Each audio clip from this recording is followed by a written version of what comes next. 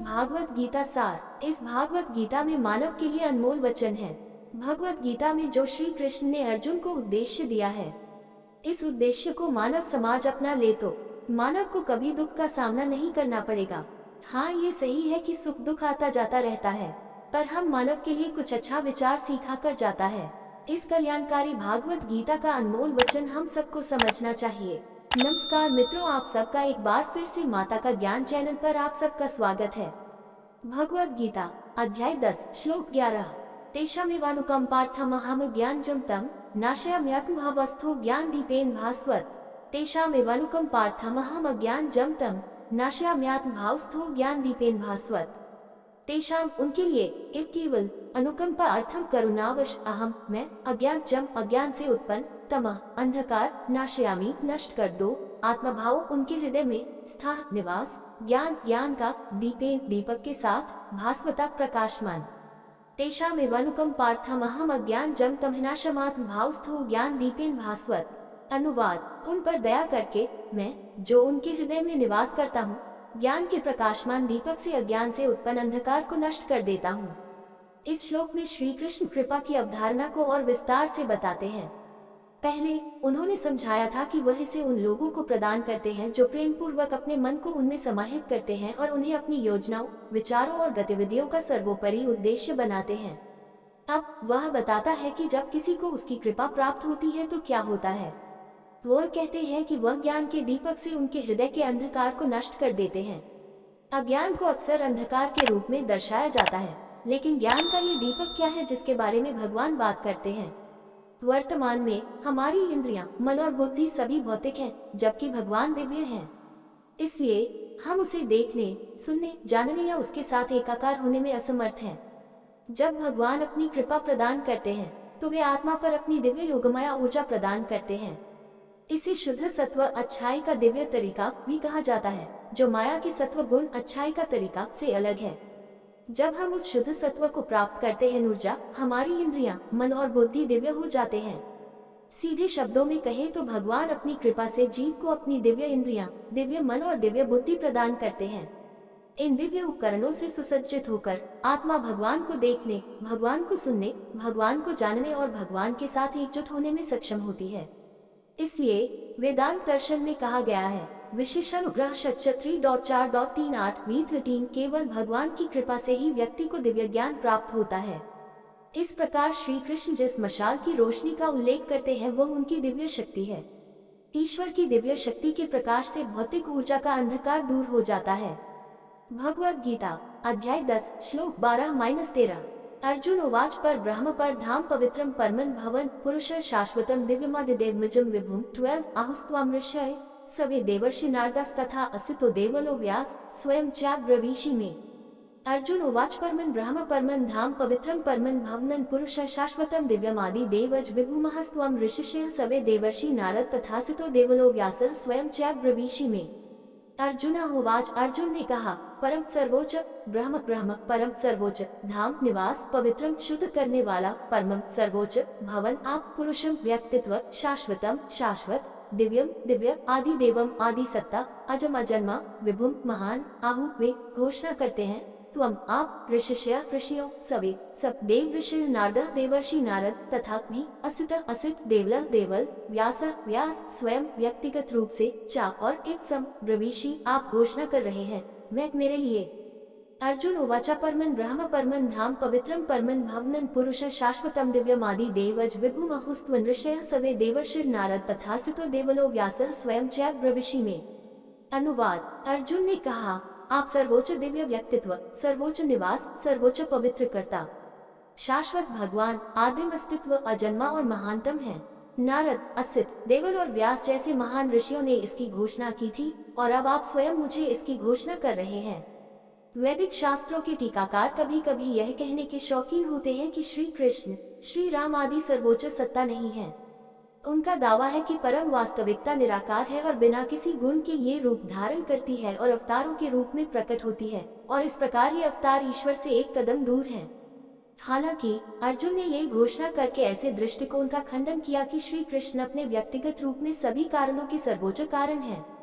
पिछले 4 श्लोकों को सुनने पर अर्जुन श्री कृष्ण की सर्वोच्च स्थिति के बारे में पूरी तरह से आश्वस्त हो जाता है और उस गहरे विश्वास को जोरदार ढंग से व्यक्त करता है जिसे वह अपने भीतर महसूस करता है।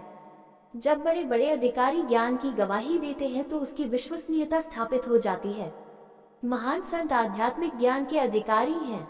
इस प्रकार अर्जुन नारद, असित, देवल और व्यास जैसे संतों को उद्धृत करते हैं जिन्होंने श्री कृष्ण को सर्वोच्च दिव्य व्यक्तित्व और सभी कारणों का कारण घोषित किया है। महाभारत के भीष्म पर्व में एक काव्य है जिसमें अनेक ऋषि श्री कृष्ण की स्तुति करते हैं। ऋषि नारद कहते हैं, श्री कृष्ण सभी लोकों के निर्माता और सभी भावनाओं के ज्ञाता हैं।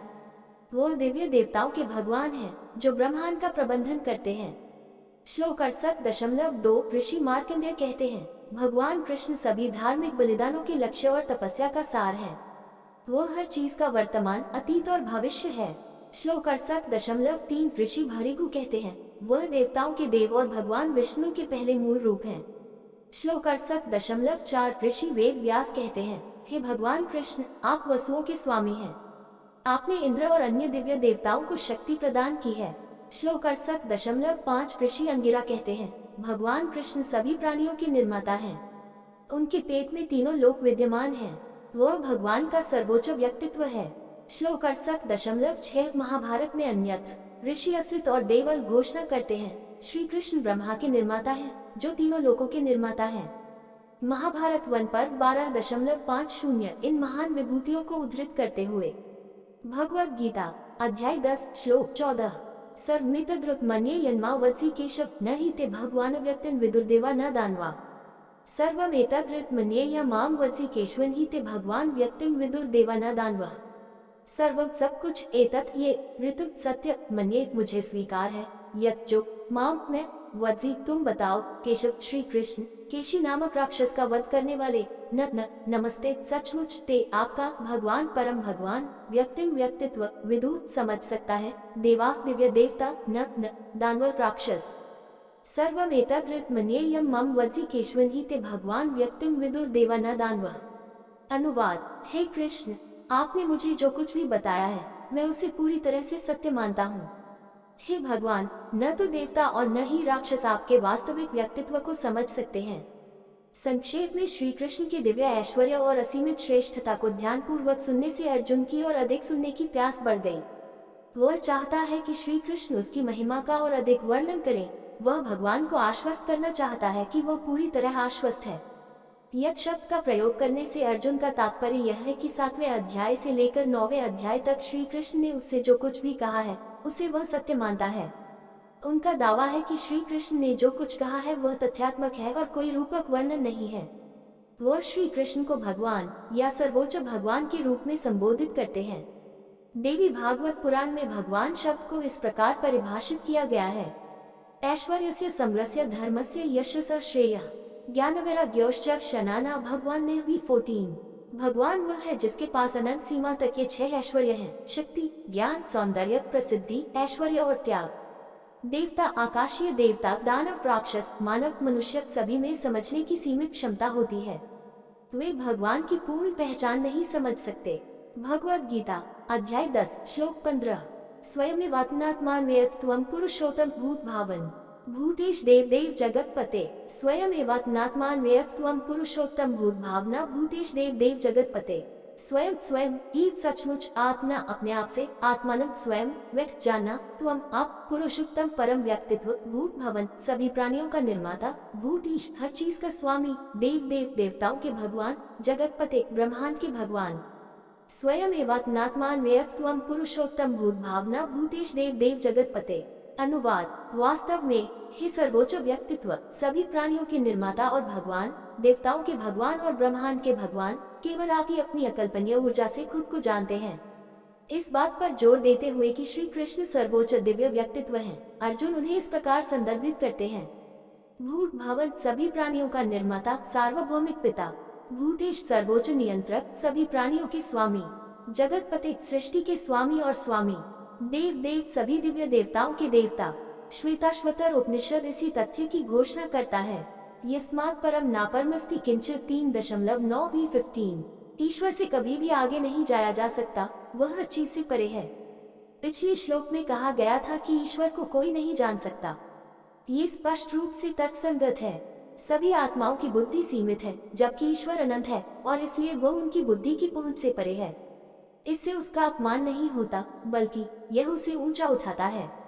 पश्चिमी दार्शनिक एफ जैकोबी ने कहा, जिस ईश्वर को हम जान सकते हैं वह कोई ईश्वर नहीं होगा।